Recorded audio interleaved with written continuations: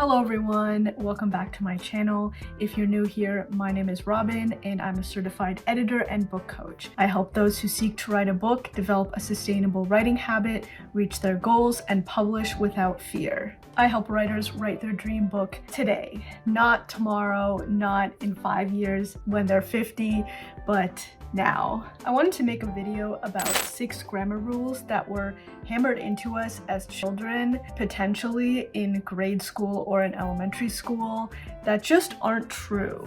I came across these rules refreshing myself with the Chicago Manual of Style as I was doing a copy edit for a client, and I just wanted to make a video addressing these things. These are rules that we were taught as children that aren't necessarily true when it comes to actually writing when we're writing a book or a manuscript. It might be a great relief to writers not to have to worry about these as much. It's also misleading to writers to think that they can't include these things in their book when sometimes it benefits them to include these things. I like to think of grammar as sort of prescriptive but also not, because there are certain things that you can be lenient about even though certain rules exist that we have to follow, but it's not always necessarily the case. I always say that good story is way more important than good writing, and especially more important than good grammar. Of course, you don't want to have your manuscript riddled with mistakes and errors, but sometimes strategically placed, these things can be useful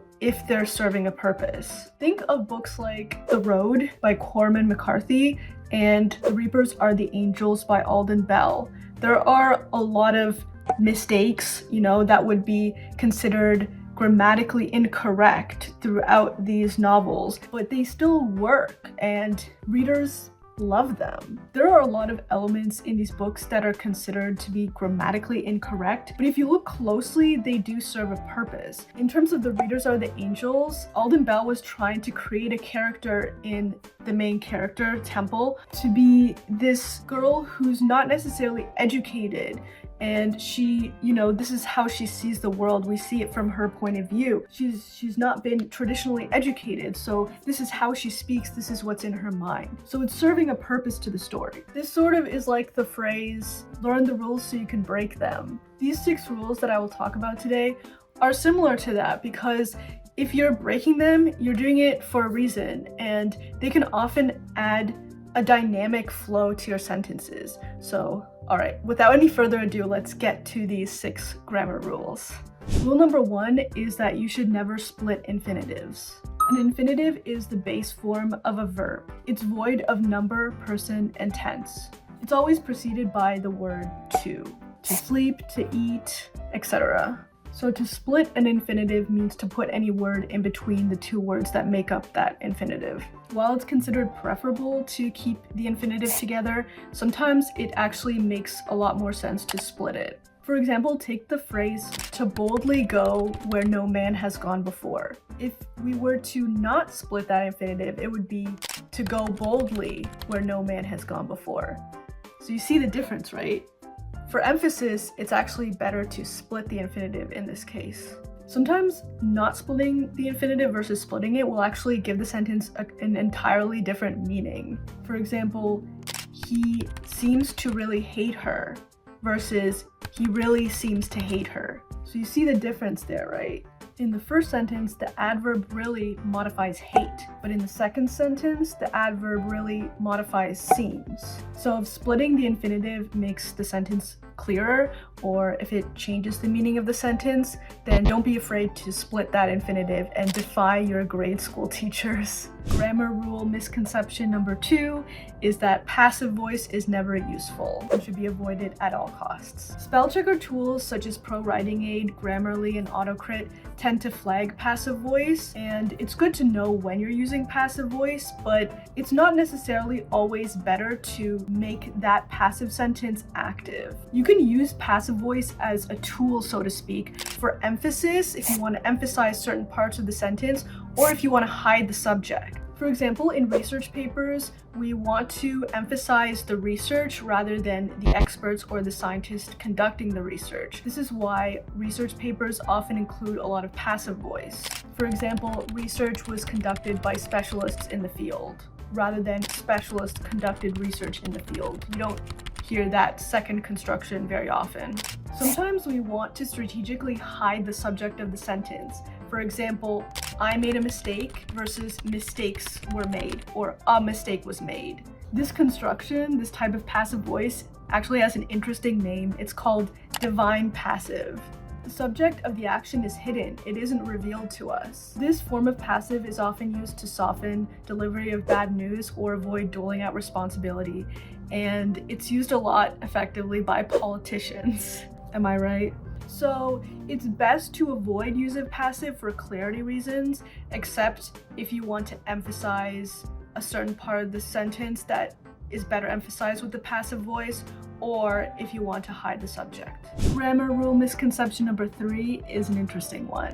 You should not use the pronoun they, their, them to modify singular antecedents. As you probably know, times are changing and this grammar rule is going out of date at this point. It used to be that if you took a sentence with the subject everyone, then you'd have to say his or her. For example, everyone did his or her chores. But now you can say their. Everyone did their chores. It is of course still best to know which singular pronoun to use for an individual person. If you're able to rework the sentence to avoid this kind of construction, then that's probably best. But if it's unavoidable, then feel free to use they, their, them, because it's becoming more accepted now. Grammar rule misconception number 4. Adjectives are a lot better than adverbs. As a writer, you probably already know that adverbs get a pretty bad rap in writing, but if you think about it, adjectives are not that much better. Like adverbs, adjectives can also be overdone. What's best to do is to find a specific verb and make that colorful verb be the main creative focal point in your sentence. Mark Twain has famously said that adverbs are weak when they are close together, but strong when they're apart. So keep that in mind. So to sum that up, let the action speak for itself and find a creative verb that best depicts what's going on in the sentence rather than throwing in adverbs or adjectives to fill that space. Alright, grammar misconception number 5. You should never end a sentence with a preposition. I know I used to go to great lengths to avoid ending a sentence with a preposition, so I'm really happy to know that I no longer need to do this. So I was really happy when I found out that I don't really need to do that. When criticized for ending a sentence with a preposition, this was Winston Churchill's reply. This is the type of errant pedantry up with which I shall not put. Brilliant. All right, the last grammar rule misconception, number 6. You should never start a sentence with a conjunction. Conjunctions are designed to join together clauses. So you're not supposed to start sentences with them, right? Well, not exactly. It's best to avoid this in formal writing, but when you're writing fiction or general narrative nonfiction, it's generally okay to do this. I do this in a lot of my articles, posts, books, and generally when I'm writing any kind of pretty much fiction, nonfiction. I wouldn't do it in an essay or a research paper though. It's generally okay to do this in fiction and nonfiction, but just don't overdo it. Don't make every sentence or every other sentence start with a conjunction, but once in a while, it's totally okay. I find it actually adds to certain writing because it makes it more conversational sounding. And sometimes you want that, especially for blog posts. And that's it for this list. What did you think about this list? Were you surprised by any of these? Do you recall any other hard grammar rules your teachers perpetuated back in grade school or elementary school? Let me know what they are down in the comment below. I'd be curious to see if there are more of these. And if you yourself are a writer looking to have your work edited, feel free to check out my website down below. I will link it down in the description. I offer both developmental and copy edits as well as proofreads. I also offer copy edits and proofreads in my full service self-publishing service. That's all up there on my website, so feel free to check that out. And until next time, happy writing, and don't let those grammar bugs